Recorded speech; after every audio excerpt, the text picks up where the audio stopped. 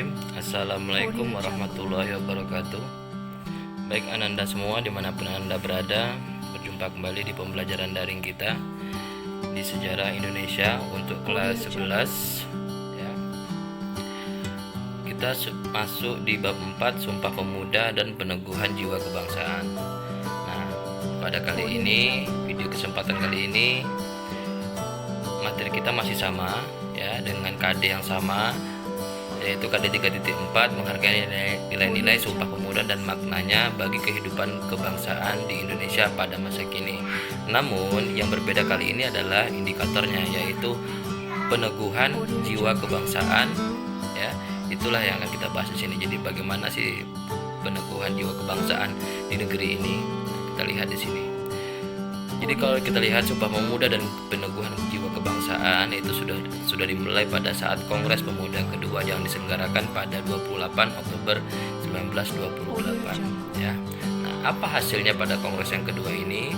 Hasilnya adalah sebuah ikrar atau Sumpah Pemuda yang kemudian menjadi landasan perjuangan untuk menjadi Indonesia lebih merdeka. Dengan Sumpah Pemuda bergabunglah setiap organisasi-organisasi pemuda di setiap daerah dalam wadah Indonesia Muda pada waktu itu. Nah, Sumpah Pemuda ini juga dijadikan sebagai puncak pergerakan nasional pada waktu itu. Kita lihat di sini latar belakang munculnya Sumpah Pemuda. Jadi ada beberapa latar belakang ya, nanti penjelasannya di bawah. Latar belakangnya itu adanya politik etis, adanya pers, pembawa kemajuan, bangkitnya nasionalisme, ada federasi, ada cita-cita persatuan dan lain sebagainya. Kita lihat yang pertama di sini ada politik etis. Jika kita lihat politik etis ini apa? Politik etis itu adalah politik balas budi. Jadi kita mulai pada abad awal 20 pada waktu itu. Jadi pada zaman kolonial, politik kolonial itu memasuki babak baru, yaitu di era politik etis yang dipimpin oleh Menteri Jajahan Alexander V. Edinburgh yang kemudian menjadi Gubernur Jenderal Hindia Belanda pada tahun 1909 sampai 1916 pada waktu itu.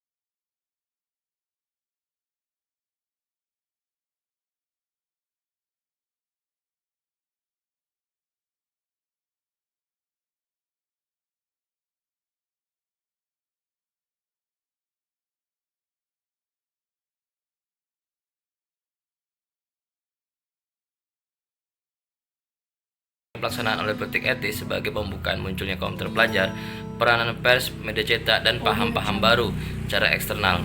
Kemudian muncullah kesadaran nasional, itu dipicu oleh beberapa peristiwa di dunia. Artinya kebangkitan nasionalisme ini dia melihat dari beberapa kejadian-kejadian atau mungkin pelajaran dari negara-negara lain. Kalau negara lain bisa bangkit melawan kemajuan untuk negaranya, maka pada waktu itu juga negeri kita juga berjuang untuk mengikuti jalannya. Jadi kalau orang lain bisa, kenapa kita tidak bisa? Nah, itulah bangkitnya nasionalisme itu muncul. Kemudian ada beberapa peristiwa di dunia yang memicu kebangkitan nasionalisme, seperti gerakan Turki Muda. Jadi dimulai dari gerakan Turki Muda. Jadi pada waktu itu kita melihat dari negara Turki, ya. Negara Turki itu berjuang untuk bangkit negaranya. Kita belajar dari situ. Kemudian ada dari Mesir, ada dari India, dan ada juga di Filipina. Kemudian politik dan dinamika perjuangan pemuda. Memasuki dasawarsa 1930-an, pergerakan nasional mengalami krisis, ya, mengalami krisis. Eksistensi perkumpulan pemuda pada dasawarsa ini ditandai dengan munculnya organisasi bercorak marhen seperti Suluh Pemuda Indonesia dan Persatuan Rakyat Indonesia. Perkumpulan pemuda di Indonesia dimanfaatkan oleh para pemuda untuk meningkatkan minat politik sesuai atas perjuangan setiap organisasi induk. Nah, perjuangan dalam membangkitnya semangat nasionalisme melalui organisasi politik mengalami dinamika yang kompleks. Nah, dalam hal ini, mengapa kita mengalami krisis? Karena banyak kegiatan yang memakan biaya. Otomatis dana itu kurang pada waktu itu. Jadi kita mengalami krisis pada waktu itu. Banyak organisasi, banyak kegiatan, sementara kita dana terbatas. Maka pada waktu itu kita mengalami krisis. Kemudian munculnya kesadaran nasional yang dipicu oleh beberapa peristiwa, di antaranya tadi itu ya yang dijelaskan. Kemudian organisasi-organisasi itu mengusung tujuan yang sama, yaitu untuk lepas dari penjajahan. Jadi ada beberapa organisasi yang sama tujuannya, yang tujuannya itu ingin lepas dari para penjajah, seperti organisasi Budi Utomo, Syarikat Islam, IP, Muhammadiyah, dan NU. Ya, jadi kalau organisasi ini, kelima ini sama tujuannya, ingin lepas dari penjajahan, ya.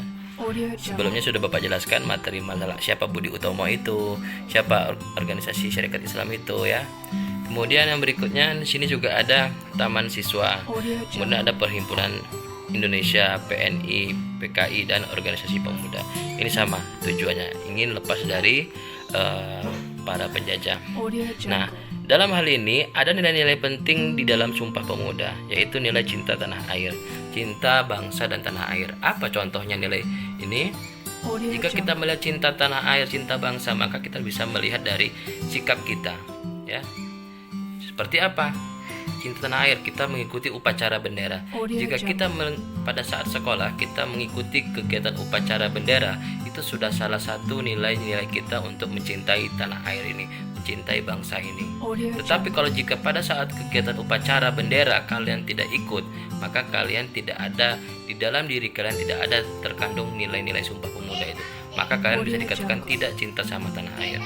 Karena banyak caranya untuk mencintai tanah air itu. Bukan hanya upacara saja, dengan cara membeli produk dari dalam negeri, dengan melestarikan budaya dan sebagainya. Kemudian nilai akan sikap rela berkorban.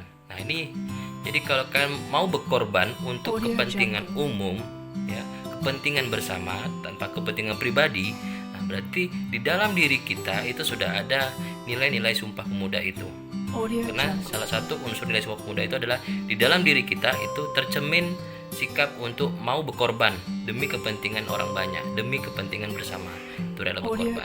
Kemudian ada nilai persatuan. Nah, nilai persatuan di sini memang kita wajib bersatu, dalam artian jangan sampai kita membeda-bedakan yang lain. Kita nggak mau bersatu. Oh, kami hanya mau bermain sama orang suku ini. Oh, kami hanya bermain sama suku ini. Ya, tidak boleh. Kita harus sama satu di sini. Kenapa? Karena kita satu wilayah, satu negara. Jadi kalau kalian tidak mau menerima suku-suku dari bangsa, dari provinsi lain, maka nilai persatuan di dalam diri kalian tidak ada. Kemudian yang keempat, nilai yang akan dapat menerima dan menghargai perbedaan. Nah, ini yang wajib juga kita kita lihat, ya. Banyak di antara kita yang tidak mau menerima dan menerima perbedaan itu. Ya. Jika misalnya kalian ada pendatang baru di daerah kalian, di desa kalian, itu orang baru tuh, gak usah ditemani lah. Nah, itu salah. Berarti kita tidak mau menerima. Ya, satu. Kemudian orang ini memiliki perbedaan pendapat. Ya biasa. Kalau waktu rapat, waktu diskusi bersama teman, mereka berbeda pendapat sama kita. Menurut dia gini bagus, tapi menurut kita tidak bagus. Ya jangan kita paksa orang itu harus sama dengan kita, tidak. Karena perbedaan itu, kita menghargai perbedaan itu adalah salah satu unsur nilai Sumpah Pemuda di dalam diri kita. Kemudian nilai akan mengutamakan kepentingan bangsa. Ya. Apa maksudnya di sini? Jadi kita mengutamakanlah kepentingan bangsa. Seperti apa contohnya? Seperti membayar pajak. Jadi kalau membayar pajak ini sebenarnya kepentingannya digunakan untuk apa? Kan untuk kepentingan bangsa. Contoh misalnya untuk pembuatan jalan, untuk perbaikan infrastruktur yang lainnya. Ya. Jadi kan sebenarnya bayar pajak itu dilarikan juga untuk kepentingan bersama, diberikan kepada orang-orang yang mungkin lebih membutuhkan. Ya. Kemudian semangat persaudaraan.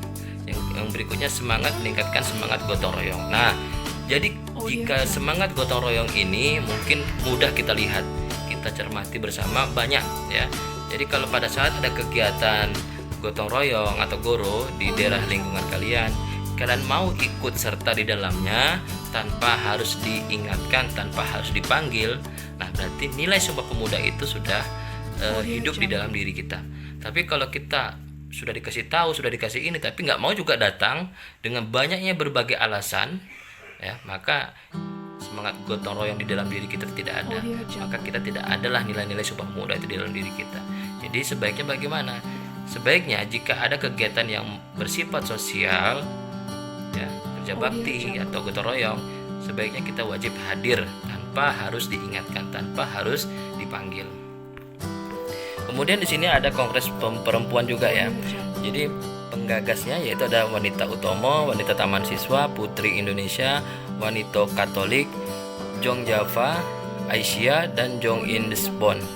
Tujuannya apa dari penggagas organisasi perempuan ini? Yaitu mempersatukan cita-cita dan usaha perempuan Indonesia. Apa hasilnya? Yang pertama, mendirikan Perikatan Perkumpulan Perempuan Indonesia. Yang berikutnya, mengumpulkan dana belajar untuk anak-anak perempuan yang kurang mampu. Yang ketiga, memajukan kegiatan kepaduan putri dan mencegah pernikahan di bawah umur. Itu dia. Jadi banyak dulu kegiatan-kegiatan yang memang bersifat dari kewanitaan, karena dari dulu ya banyak, mungkin bisa dibilang wanita itu jarang banyak berperan.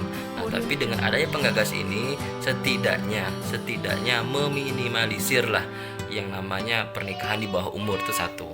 Terus meminimalisir pula orang yang tidak mampu belajar menjadi mampu untuk belajar. Nah, itulah tujuan dari penggagas organisasi perempuan ini. Kemudian ada sebagai forum aspirasi politik. Ada pembentukan fraksi nasional, ada pengajuan petisi Sutarjo, ada pembentukan gabungan politik di Indonesia. Nah, pembentukan fraksi nasional dilatar belakangi oleh sikap pemerintah kolonial terhadap gerakan politik di luar Volksraad, terutama PNI.